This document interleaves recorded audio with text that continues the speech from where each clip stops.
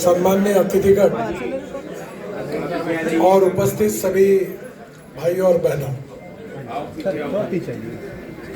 चुनाव आखिरी पायदान पर है, समय की कमी है और मैं भी परसों ही दिल्ली से आया हूँ, तो इसलिए काफ़ी जगह जाना है। सबसे पहले मैं आप सबको बहुत बहुत धन्यवाद दूंगा कि हमारी पार्टी की आप सबसे जो मिलने का सौभाग्य मिला और आप सब लोग यहाँ आए हैं। मैं विशेष रूप से आपको बहुत बहुत धन्यवाद देता हूँ और विशेष रूप से आपके सहयोग के लिए हाथ जोड़कर प्रार्थना भी करता हूँ। वैसे हम 40-50 साल से मैं महानगर पालिका का चुनाव देख रहा हूँ। बचपन से मैं राजनीति में आया हूँ, तो कभी हर बार चुनाव में हम ये कहते थे कि हम ये करेंगे, वो करेंगे, ये करने वाले हैं। पर इस चुनाव में विशेषता ये है कि 15-20 साल में हमने जो बोला है वो किया है और जो किया है वही हम बोल रहे हैं। काम तो आपके सामने ही दिखता है। सबसे पहले मैं आपको अच्छी न्यूज़ दूंगा कि कामठी रोड जो है 0 माइल से लेकर ऑटोमेटिक चौक तक अंदर नीचे वाला, ये इसमें मैं 3-4 महीने पहले आया था, रोड पे गड्ढे पड़ रहे थे, तो मैंने उसको सीमेंट कंक्रीट का रोड बनाने के लिए 250 करोड़ रुपए मंजूर कर दिए और जल्दी इस काम की शुरुआत होगी। नागपुर शहर हमारे देश का ऐसा शहर है, आप में से सब लोग देश में घूमते हो, जहाँ नीचे में रोड है एक ही पिलर पर, ऊपर में फ्लाईओवर है और ऊपर में मेट्रो है। कामठी रोड पर है, पारडी पर है और वर्धा रोड पर है। ये वर्ल्ड रिकॉर्ड हो गया। इस प्रकार के 3 लेयर के ब्रिज बनाने का वर्ल्ड रिकॉर्ड नागपुर में हुआ।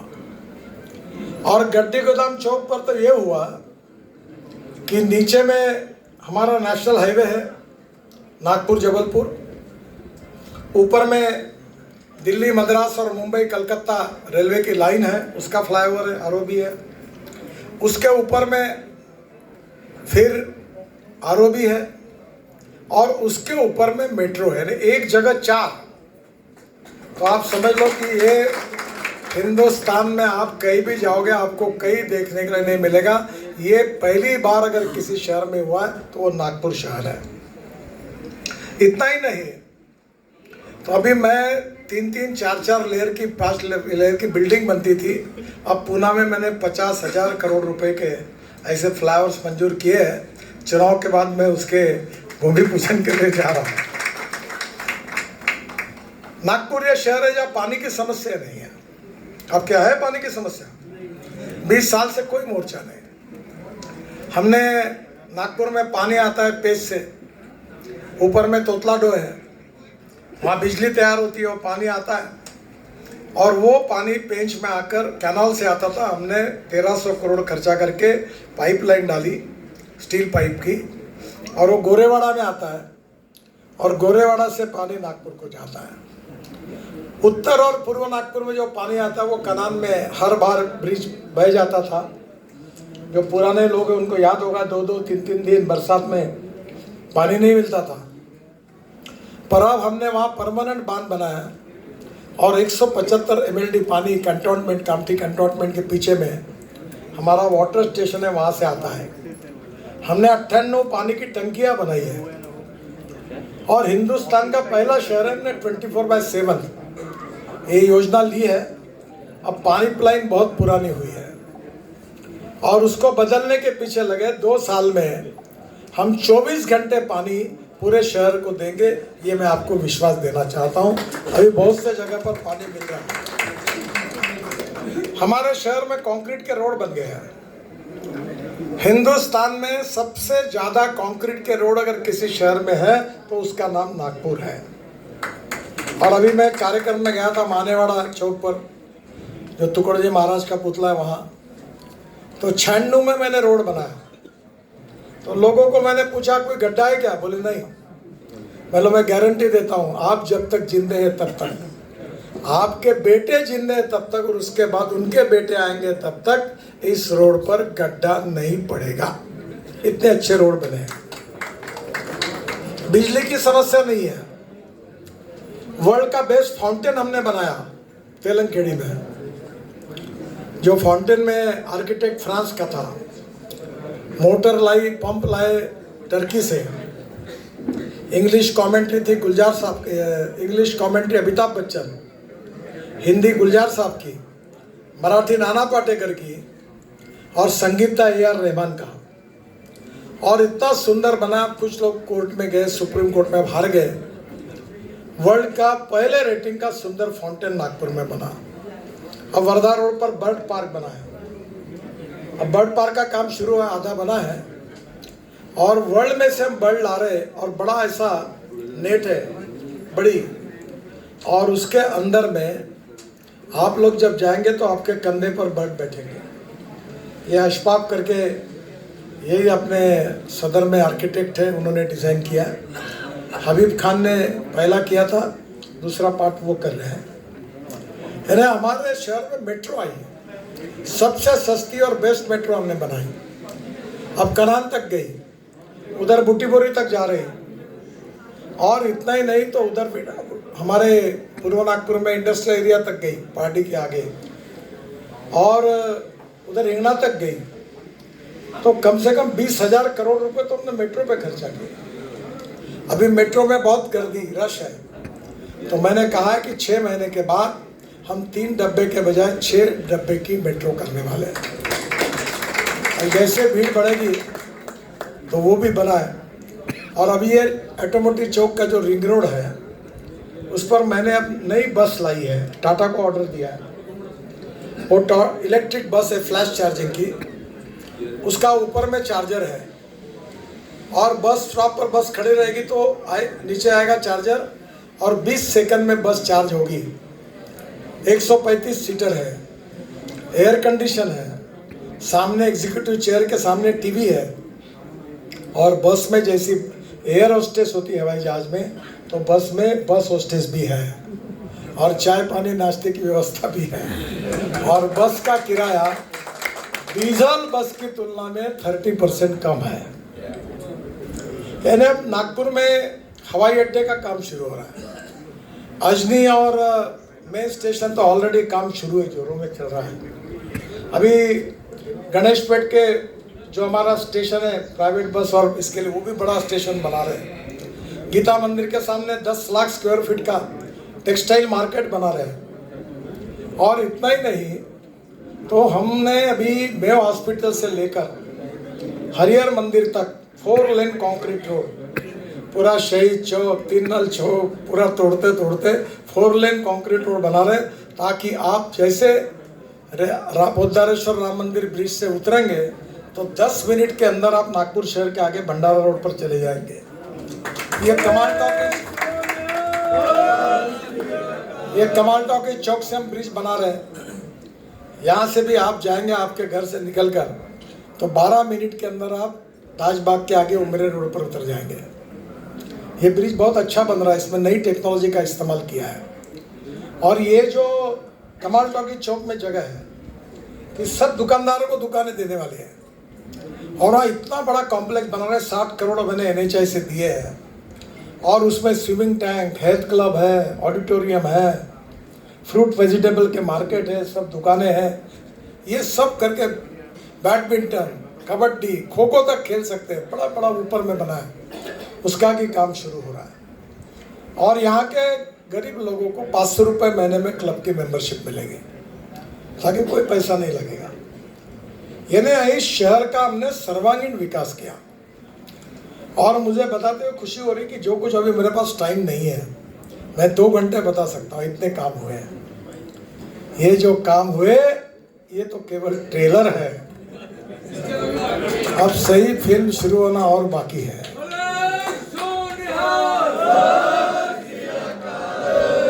अभी आया ना धुरंधर 1 और धुरंधर 2, उसके प्रोड्यूसर डायरेक्टर मुझे अभी 8 दिन पहले मुंबई दिल्ली मिले थे। अब 2 आ रहा है, वैसे हमारा 1 हो गया, अब तो हमारा आपके आशीर्वाद से होने वाला है। राजनीति ये पेशा नहीं होना चाहिए, पैसा कमाने का साधन नहीं है। पैसा कमाना गुनाह नहीं है, राजनीति नहीं हो सकता। हम ईमानदारी के लिए, गरीबों के लिए, देश के लिए काम करें। मुझे बड़ी खुशी है, हम सेवा का काम कर रहे हैं। 40 लाख लोगों को हाथ पैर सब हमने कितने ऑपरेशंस किए। अभी यहाँ उत्तर नागपुर में मेरे माँ के स्मरणार्थ एक डायग्नोसिस सेंटर हुआ, प्रभाकर योगले उन्होंने जगह दी, और MRI 18,000 रुपये डॉक्टर लेते हैं, 1200 में दे रहे हैं। पैथोलॉजी 5,000 6,000 लगते, 200 में दे रहे हैं। एक्सरे 100 रुपये में दे रहे हैं। डायलिसिस के लिए 2,000 रुपये 3,000 रुपये लेते हैं। अभी हम 500 लेते हैं, पर जल्दी 50 रुपये में करेंगे। 100 रुपये में एक्सरे निकालेंगे। 6 दिन वेटिंग लिस्ट है। और इतने गरीब गरीब लोग आते हैं, कभी कभी मन में विचार आता है कि ये नहीं मिलता तो बेचारे कहाँ जाते हैं। राजनीति ये सेवा का माध्यम है, राजनीति ये देश सेवा का माध्यम है, गांव गरीब मजदूर किसान के लिए है। और मुझे तो खुशी है कि ये काम करने का मौका मुझे जो मिला, बहुत नाम मिला। अभी मैं बीच में पंजाब के लोग आए थे, वो मुझे कह रहे थे कि आप नागपुर छोड़ दो, अब पंजाब से कहीं भी लोकसभा चुनाव लड़ लो, आप जीत जाओ।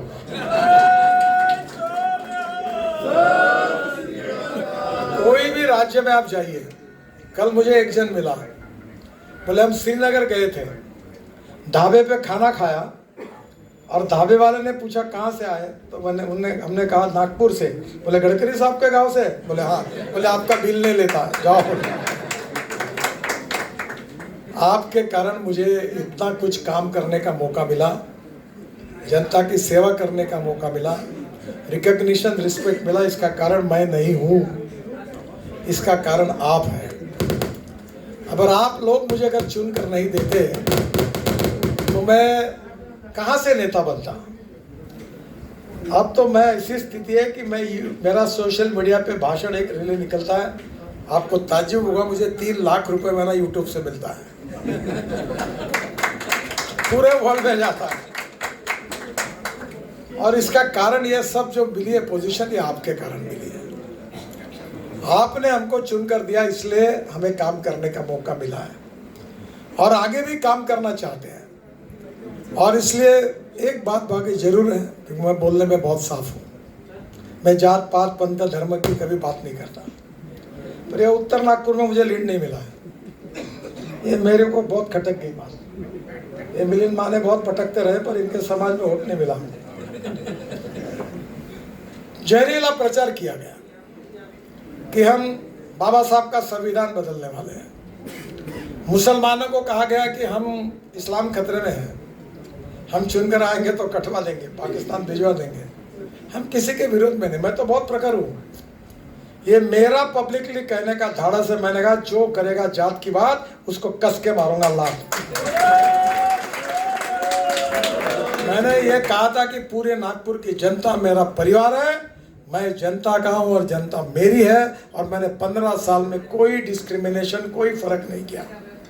और ये भी कहा कि जो वोट देगा उसका भी काम करूंगा, और नहीं देगा उसका भी करूंगा। जो सही काम है वो सबका करूंगा। ये मैंने निभाया बात। आप कभी मेरे घर पर आएंगे तो कितने अलग अलग पार्टी के नेता लगातार आते रहते, आप देख लेना।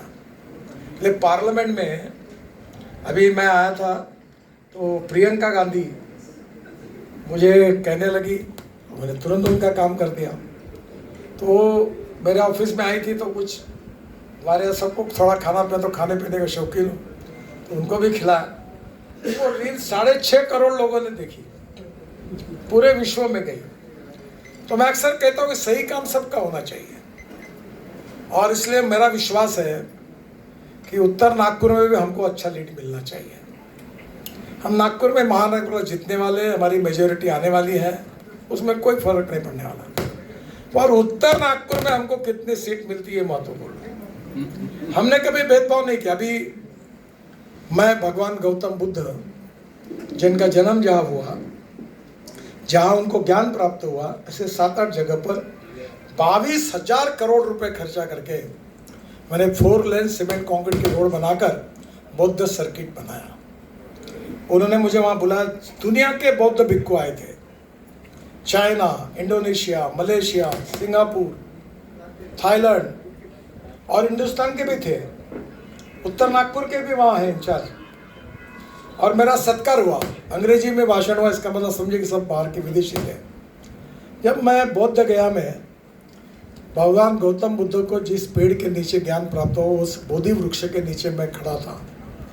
हवा नहीं थी, उतने में एक पत्ता ऐसा निकल गया पेड़ का और मेरे कंधे पे गिरा, और मेरे कंधे से गिरकर मेरे पत्नी के कंधे पर गिरा। तो उन्होंने तुरंत कहा कि भगवान गौतम बुद्ध ने आपको आशीर्वाद दिया। मैं स्वर्ण मंदिर में गया था, तो मुझे वहाँ के सब स्वर्ण मंदिर के सब लोग मेरे स्वागत के लिए आए थे। तो उन्होंने कहा कि साहब, बहुत दिनों के बाद हम पहली बार 100% लोग इकट्ठा आए बोले, क्योंकि सब ने मेरे ऊपर प्रेम किया और मैंने भी जात, पंथ, धर्म, आशा का आधार किसी को डिस्क्रिमिनेट नहीं किया। और यही हमारी पार्टी की सोच है। और मुझे बहुत खुशी है कि इस बार ये जो 4 उम्मीदवार हमने खड़े किए हैं, इसमें राखी मानवटकर, ये हमारी है क्या खड़ी अनुसूचित जाति से हैं, ओम प्रकाश इंगड़े, मीना संजय तरारे और नवनीत सिंह तुली, ये सब अच्छे काम करने वाले हैं। तुली को तो जानते हैं आप, काफ़ी अच्छा काम करता है और लोगों के प्रति काफ़ी समर्पित है ये चारों उम्मीदवार। बाद में जो हमारा जो दूसरा प्रभाग है, कमाल टॉकी चौक का, डॉक्टर सरिता मिलिंद माने, बाद में अभिषेक एरखेड़े, अनिकेत एरखेड़े, नेहा निकोसे और पंकज यादव, ये 4 बाजू के प्रभाग से है।